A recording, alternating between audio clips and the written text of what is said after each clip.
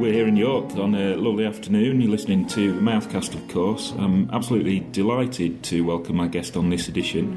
One of the finest writers that the UK has to offer at the moment, I would wager, and not just of lyrical song. 12 astrological sonnets she posted on her website leading up to Christmas were beautifully penned, wise, and I must admit the one for my star sign had me reeling a little because it was accurate. Oh, interesting. Rachel Sermanni, welcome. Thank you. Farewell to you, my love. I'm closing my eyes. Those sonnets, your birthday is November the 7th. When is yours? 31st of January. Oh, so you're Aquarius. You're Aquarius. Yeah. That's a beautiful one. The water bearer. That's the one. Yeah. You're Scorpio. Yeah. The qualities that you wrote about in that sonnet, can you feel them in your work, or maybe in the approach to the work? Yeah, definitely. I think the typical Scorpio has there's elements of brooding, and there's elements of overcoming, and that's also a very human typical trait. So I understand that you can put it astrologically, or just if you like, put it down to normal humanness. But I feel there's a lot of brooding that goes on, and then the song writing often helps to sort of come above that, or overcome certain things, or come to terms with things. And it's a good way of releasing poisons, in a sense, because I know a lot of another trait for a Scorpio, or a human, I guess, is to hold it within and hold it inside. So it's a good release of passion. So the writing of those sonnets, say, any writing that you do that isn't lyrical, that isn't for the songs, subject-wise, would you cover things that you maybe wouldn't talk about in song? Because I was waiting for the 12-track astrological concept album. Maybe that will still come. Yeah. There's definite cross-contamination of what the writing brings. I find that if I write in as many forms as possible, it helps to feed the other. Yeah. Definitely writing in my journal, like for my own personal things, is useful to sort of act as an irrigation system, just to like get all the indulgences out the way. And I was thinking about this recently, that a writer, you often hear or see when someone depicts a writer, they're always writing, or they're always recording their thoughts. And I'd say this is true, definitely in the case of, I find it very good to write, or try to record everything, and if any thought comes, I'll try to record it. And maybe it's a sort of sense of they have to do that because not every thought best reflects the truth, and it's sort of just this constant exploration. So they act as maybe different vessels to explore with. I've always felt writing is thinking before you speak, in a way. Yeah, that's it's very like holding much. it in and working out what it actually is that you feel about something. It's possibly also, I often think that songwriters, in my case, maybe they're just not very good in social situations. So, for example, an argument. I'm never going to win an argument here and now. Whereas if I took your point and I went into my bedroom and started writing a song about it and thinking over and over it again, and then forced you to listen to it, then you wouldn't have a choice but to hear my point. And I think that's I've definitely done that. And I could never be. I think maybe I'm just slow. I need to process things before I attempt to say them, because I usually say the wrong thing. Is that a Scorpio thing or a human thing? Apparently that's a Sagittarius thing. Oh, is it? Yeah. This is the last time I get to call you mine.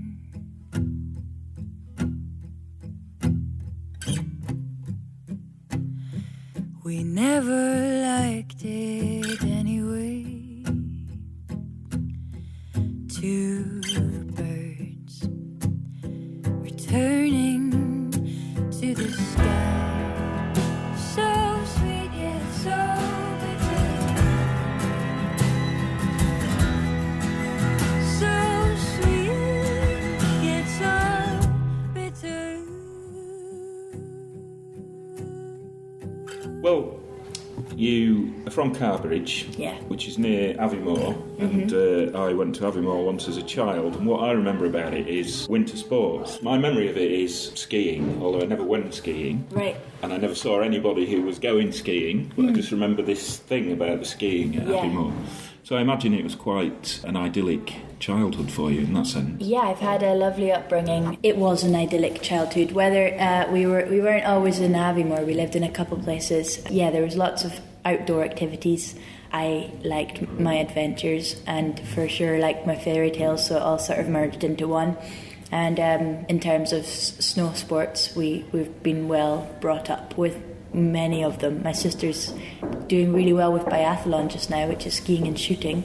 And it's just the perfect place to train, that area, so it's really great.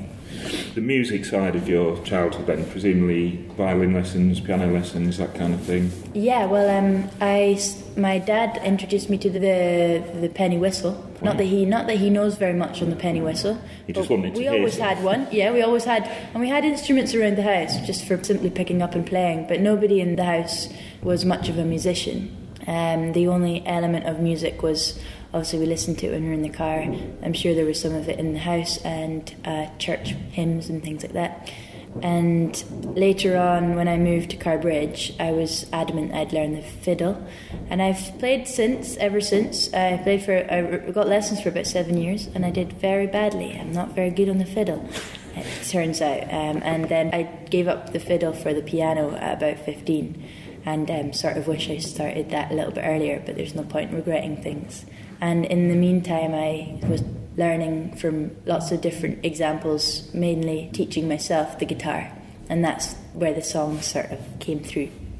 So did you want to be a guitar player, or did you want to be a songwriter? Was it just an instrument to play, or was it a means to an end, is what I'm asking? I don't think I saw it as a means to an end. I saw it as a really enjoyable thing. I picked it up quite quickly.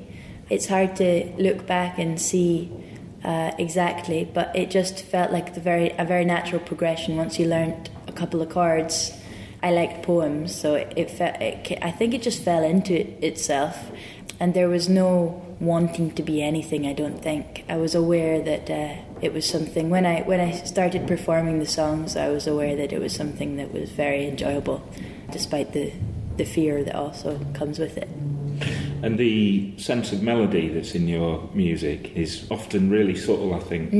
It's very beautiful, and I wondered if that was something that surprised you when it came. Is it something that you have to work at, or do melodies just do you pluck them out of the air? Lots of melodies come, and I guess it's a question of which ones you do decide to pluck. Yeah, I find the whole process, if I'm in the mood, it does come nice and simply, as do the words, but it all has to sort of come together at the right moment. There has to be that moment of like, I don't know what it is, it's just that the thing that happens. And sometimes you just know when you're working on a song that kind of is ringing true, and that usually means being honest and picking up on an emotion that's at the forefront of you, which is sometimes more of, I sometimes think of it like pick-up sticks. You've got like loads of sticks and loads of possibilities of what you could decide to write about or think about or feel, and sometimes you might be tricked into thinking that you feel a certain way, and then you realise that the top stick is actually something completely different, and sometimes you don't realise you've picked up the right stick until the end of the song. It's one of those things. Like, that's the best image I can have for it. Is performance like that for you, I wondered? Because I'd never seen you before, so I'm looking forward to that tonight. But I wondered whether, when you wrote a set list, if you wrote a set list basically, or just went with what? It depends, and performance-wise it always evolves. It depends on the audience, the place, the day, and me, I guess. It's all those different things come into play. Setlist wise, I guess if you're nervous or if you want to create a good shape, sometimes it's good to prepare, and then other times it's really good to let that go. I think if you ever become too attached to one way of performing, then it becomes stale and a little bit rigid, and you can't like penetrate into people. Whereas if you kind of allow whatever the environment is going to allow, you give that leeway, it often creates a better kind of feel for everybody anyway. Leo, Leo, Leo in my arms. Say oh, a couple quiet chimes to keep me sweet, oh, while I fall asleep, heavy as clay. I'm gonna lay heavy in your arms.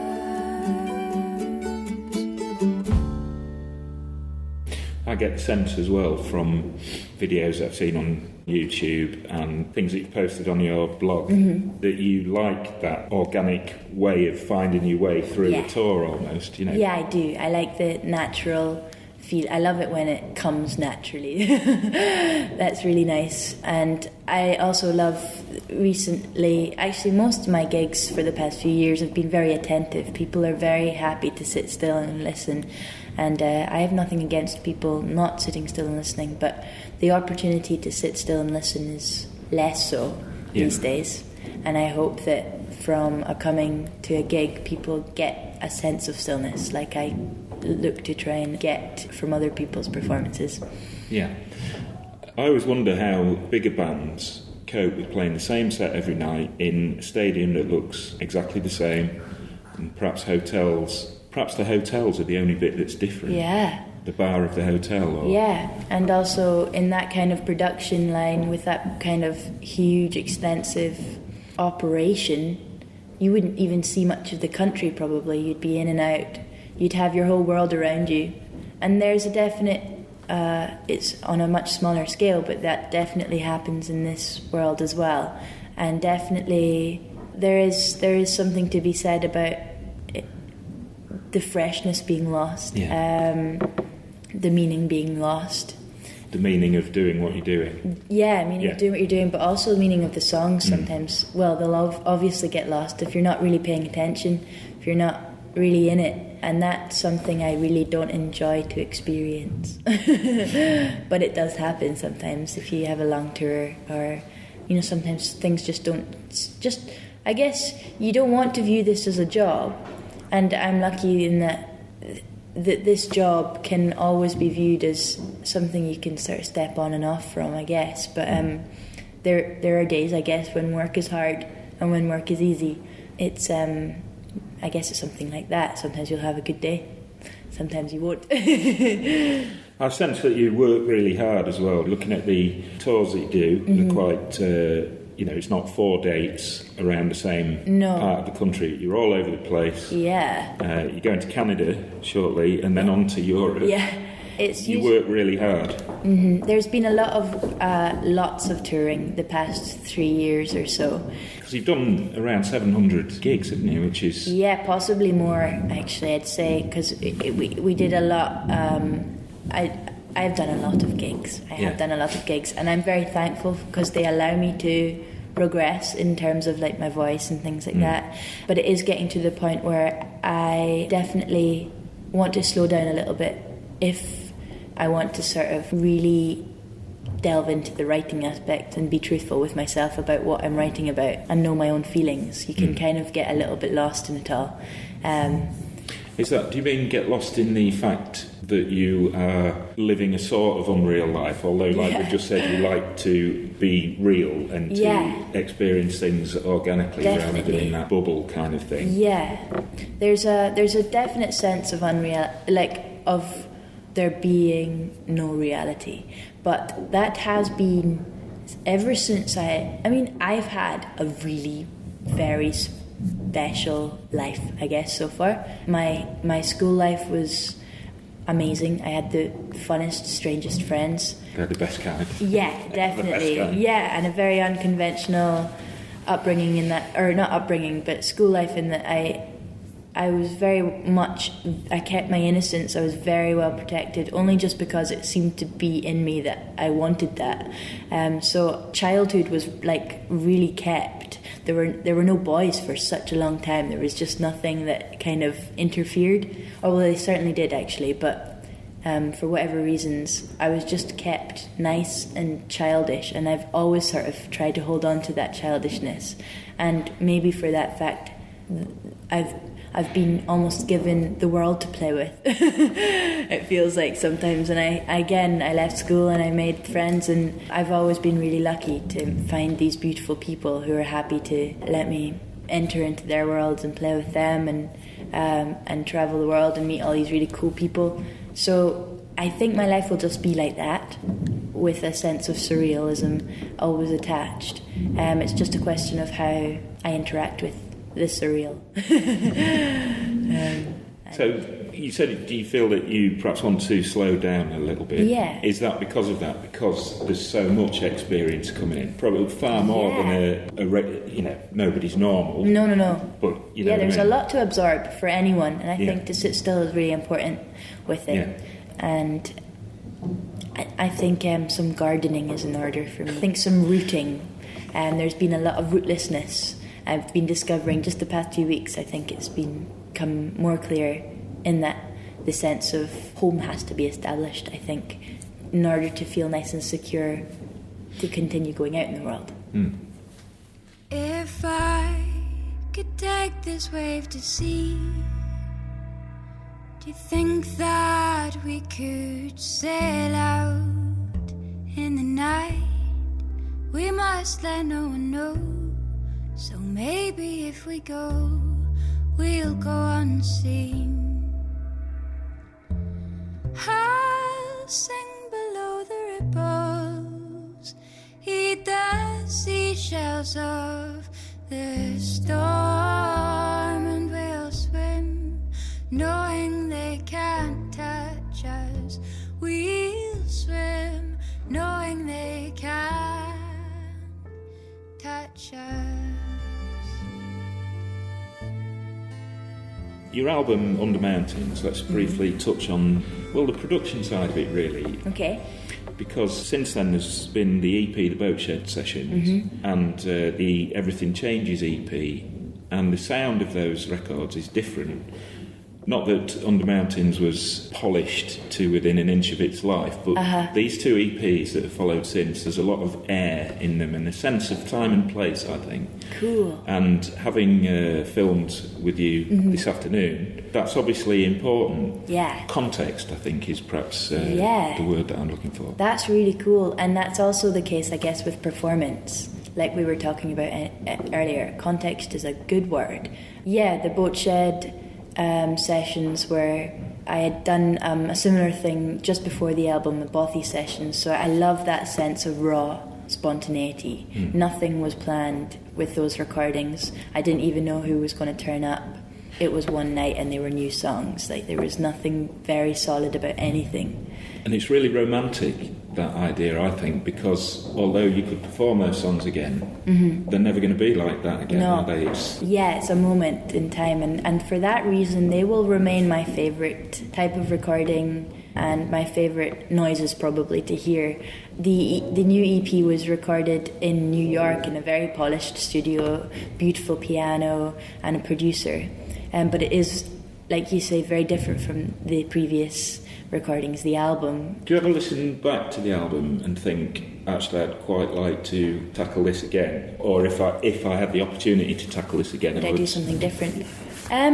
I listened recently to some of the songs on the album, and the only thing I'm struck by is the youth in my voice is even, like, I know I'm still young, but like my voice has already changed in that space of time, and that's something that's always interesting. And I don't, I guess for me it's still a time and a place, and I don't think I would change it actually, but I know that experience allows me to know how to go forward.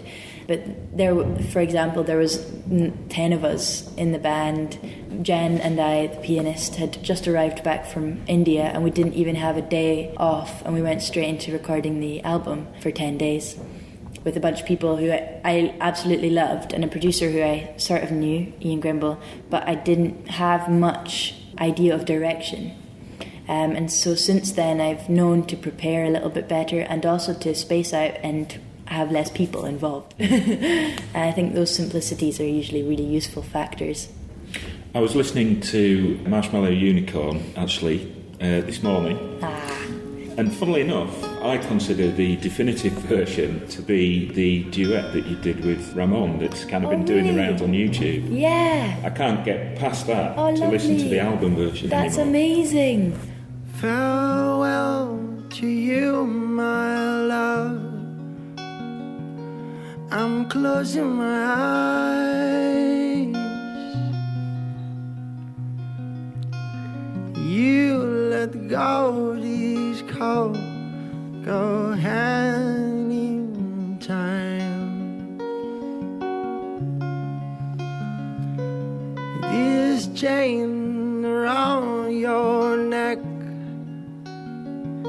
must carry my stone, so I can hear your heartbeat against my own.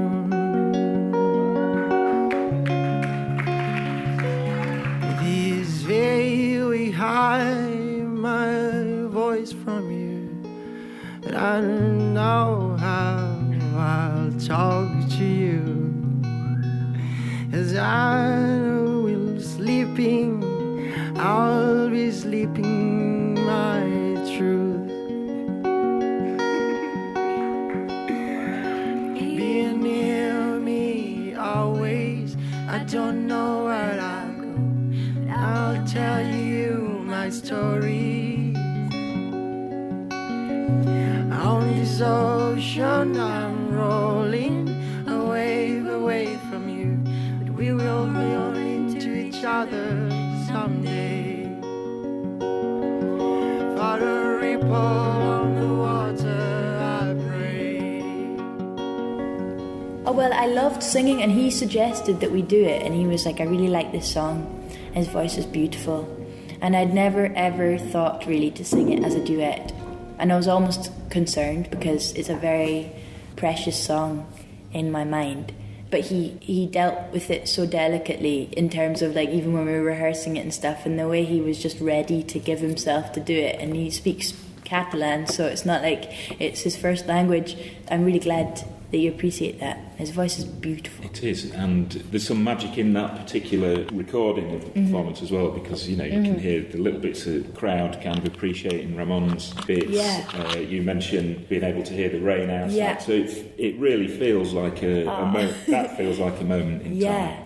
And that made me think about the generosity of the artist and songwriting. Do you feel that any part of your life is off limits, or do you feel that all of your life is available to put into ears. song? Yeah. That's a cool question also. And if you write a song that is incredibly dear to you, like you just mentioned that song was, do you find it difficult to deal with other people's reactions to it? Yeah, there's an element of once the song is publicly performed, then it is public property, and I don't mind people's interpretations. I especially love people's interpretations of Marshmallow Unicorn, because there come many interesting ones. One of the most lovely ones was a lady who saw it from the perspective of a mother losing a child, which hadn't been the one. How wasn't my perspective as such, but it could well be. It's like Everything Changes, for example, isn't mine in terms of it's not from directly my own life. I took from another situation, and so you have to learn to let them go. Does that ever annoy you though? Sure, it does, especially if somebody really doesn't quite understand you and thinks they do. I think that's the thing about singing to people, the relationship between a singer and someone delivering a piece of writing, I guess, and the people responding or receiving it. Sometimes there's the misinterpretation that now you as humans are connected, but I think it's more just that space in between that should be revered for both sides, because otherwise my ego's going to get massive. And the other, in the same way, like, ego problems happen both ways, and people are gonna, if they attach to you as a human, then it's wrong. It's the thing is, the idea is kind of, you know, I could say that I don't like that, but I'm sure there's part of me that just absolutely loves it if someone feels somewhat attached to my being and they think you're great, and really it's not to do with that. It's usually to do with them and how they've reflected upon that. But yeah, there are some songs that are delicate, depending on the time or whatever. And there's like one I wrote about having nightmares and things, so that's just hard to sing sometimes if I'm feeling in a certain way. And other times, if you're feeling vulnerable, it's the best time to sing your most open songs, because it's a really beautiful feeling if you can deliver it as honestly as you possibly can. And people will appreciate the song and that honesty as well. Hopefully. It's, yeah, you know, I think if anyone's in a place where they're open to listen, then it will be beneficial. Let's think about rounding up, because you've probably got to go sound checking in a That's a minute. good point. This has been a really good interview, though. It's been nice, actually. Thanks. I have thousands more questions to ask you, but I really don't want to take up all your time, because you've been so generous today. Let's finish up with the fact that you're going to Canada and Europe, and potentially, as you say, slowing down after that run of dates. Maybe. But, of course, I have to ask, new material and what might be next for you. Yeah, well, I mean, after Canada and after Europe, I have a bunch of festivals, hopefully more focused on the UK rather than interspersed across the planet. And then after that, there'll be a run of UK and Scottish dates, like near into the autumn. After that, possibly, we're looking into heading to Australia. So there's it's not quite slowing down, but the following year, to be completely honest, I feel right now new material is under so many layers that I need to step off in order to know if and what I would like to say, music-wise. Do you know Lisa Hannigan? Yeah, I love her. First album, CISO. Second album was all about touring CISO. Passenger it was all travel. And yeah, so true, yeah. So I wondered if that would be something that you would ever... That's what you end up doing, for sure. That's what you know. And I've definitely got lots of those. And I've got lots of little blues that I've managed to pen whilst in a hotel room or in somewhere foreign. Lots of loneliness that you can dwell on. So I've got lots of things. It's just how I want to put them across. I'd like a lot more time and space in order to explore a lot of things. I feel a little creatively stumped in terms of with so much touring, there's only a specific amount of space, and it's either for rest or for recording. And it would be nice just to have a space where you could do whatever you liked, and there's much more room for experimentation. So I think there's a bit of exploration afoot, and Excellent. I don't know. The rest I don't know. I need to sort of make these decisions in my mind. I'm working on them. Well, Rachel, thanks very much for your time, and good luck tonight. Thank you. For the dates in Canada and Europe. See you again soon, hopefully. Thank you very much. That was amazing. That was ace, thanks. Thanks. Lonely taxi, take me home.